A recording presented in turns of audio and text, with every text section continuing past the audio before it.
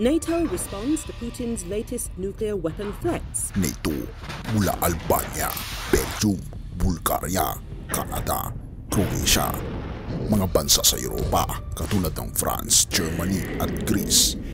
Kabilang na dito ang Norway, Poland, Turkey, Spain, United Kingdom at ang United States of America ay sumagot na sa banta ng nuclear war ni President Vladimir Putin. Тоже есть оружие, да знают об этом, поражать цели на их территории.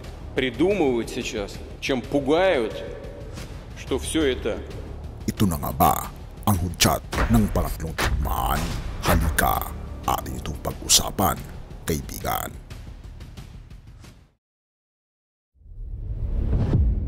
Ang NATO o North Atlantic Treaty Organization ay isang organisasyon na na-organize noong April 4, 1949. Ito ang 12 na countries na kinabibilangan ng mga bansa sa Europa, kabilang na dito ang Canada, United States at ilan sa mga bahagi sa Asia. Nangangamba ang NATO sa banta ng nuclear weapons ni Putin, kung saan ang mga kinatawan ng Russian Federation ay nangangamba rin dahil sa maaring pagputok ng nuclear war. Kapansin-pansin kasi na ang pangalawa sa pinakamaraming nuclear weapons ay ang Amerika. Ngunit ang pinakamarami pa rin ito ay matatagpuan sa Russia. Ginagamit lamang ang psychological intimidation para sa matinding babala ng Russia. Kung nagkakaroon ito ng alitan sa ilang mga bansa katulad na lamang ng United States of America. Dahil kasi kung puputok ang World War III at puputok ang lahat ng nuclear bomb, ay tilabaga ito ay isang malaking suicide hindi lamang sa Russia kundi sa buong mundo. Ayon sa NATO Deputy Secretary General Mirka Joanna, nakakita na sila ng ganitong paggamit ng mga nuclear threats mula sa mga leader ng Russia sa loob ng hindi kukulangin na 2 taon nang mag-umpisa ang giyera sa Ukraine, at ito ay mula sa isang nuclear superpower tulad ng Russia. Sa pahayag, ayon sa kanya, ito ay lubos na hindi responsable sapagkat kapag mayroong ganyang uri ng mga armas, kinakailangan rin ng pag-iingat. Naniniwala ang NATO na bahagi ito ng kanilang arsenal para sa psychological pressure at intimidation ng Russia. Dagdag pa ni Joanna, ang mga pahayag ni Russian President Vladimir Putin ay batay sa logic ng psychological intimidation kaysa sa tunay na intensyon, bagamat hindi nila nakikita ang direktang banta ng Russia na gagamitin ang mga armas na ito. Ito ay lubos na delikado sapagkat ito ay sumisira sa tiwala sa larangan ng nuclear weapons. Alam kasi ng Russia ang mga kahinatnan ng ganitong mga pangyayari. Nagbigay rin ng pahayag si NATO Deputy Secretary General Joanna na ito ay pangunahing parehong aruganting paraan ng pagsalakay sa kanluran at paglalarawan sa giyera na sinumulan ni Putin sa Ukraine bilang isang giyera ng sibilisasyon upang ipagtanggol ang pangangatwiran na ang kanluran ay umanay nagsusubikap na sirain ang Russia. At ito ay binabagit ng NATO bilang isang lubusang kahibangan ng Russia.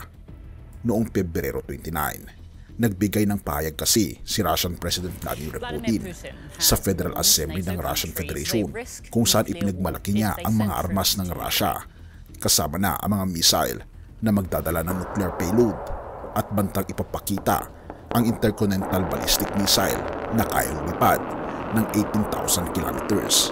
Ayon sa Department of State, nasabi ng US na ang babala ng Russia tungkol sa kahinatnan ng paggamit ng nuclear weapons ay tinuturing na hindi responsable na pagbabanta ni Putin. Sa kabila ng pag-aaksaya ng puwersa o dahil dito, muling nagsimula ang Russia ng isang hybrid na giyera laban sa Georgia.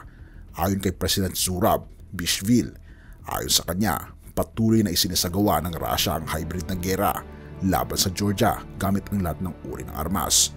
Habang binabanggit ang hamon na kinaharapan ng Georgia noong 2023, binanggit ni President Bishvili ang giyera sa Ukraine at ang pagtatangkang pagyayari ng Russia dito.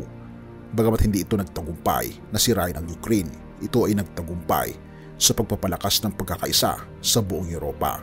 Dahil dito o kahit na sa kabila nito, nagsimula na ang Russia ng bagong hybrid na giyera laban sa Georgia, kung saan ginagamit ang lahat ng uri ng armas.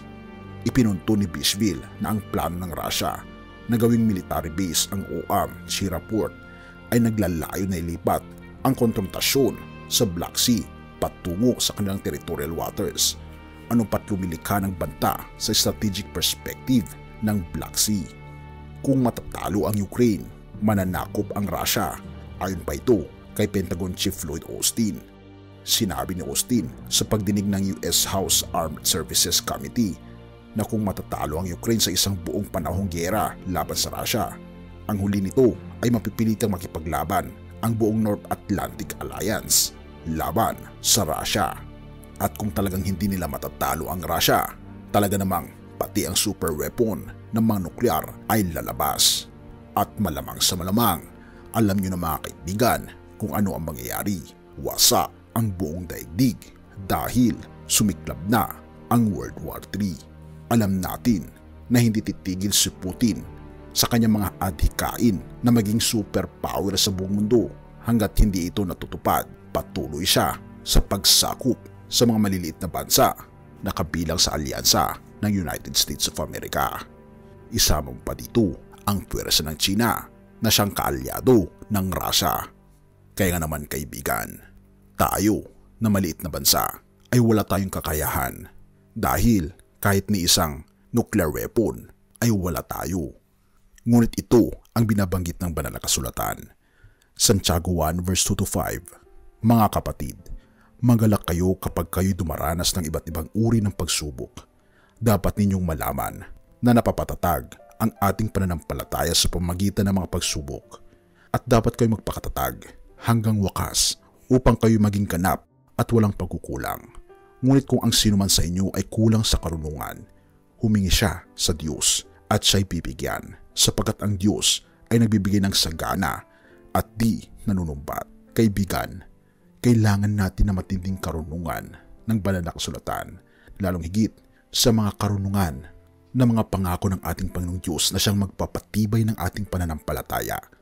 Na bagaman nagkakaroon ng mga pagsubok sa ating mundo, kaibigan, kapit lang, sapagkat nandito ang ating Panginoon at 100% hindi kanya papabayaan.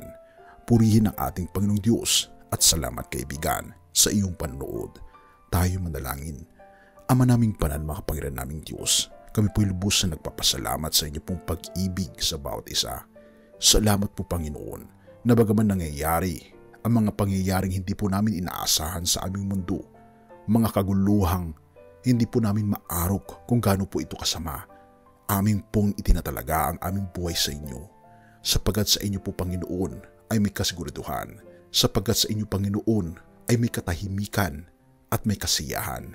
Tulungan kami Panginoon na makita ang inyo pong plano sa amin at panghawakan ang karunungan ng inyong mga pangako upang sa ganon tumibay ang aming pananampalataya na bagaman nangyayari ang mga pangyayaring ito, kami ay lubos na nagtitiwala sa aming Panginoong Diyos. Salamat po Panginoon sa inyong pong pag-ibig sa bawat isa at salamat sa inyong grasya at salamat sa aming Panginoong Hesus na siyang nabayubay sa krus upang kami ay magkaroon ng mapayapang buhay mula ngayon at magpakailanpaman. Purihin ka o aming Panginoong Diyos at patawarin po kami sa lahat ng aming pagkukulang at pagkakasala sapagkat ito ay aming samutiling sa matamis na pangalan ng aming Panginoong Hesus. Amen.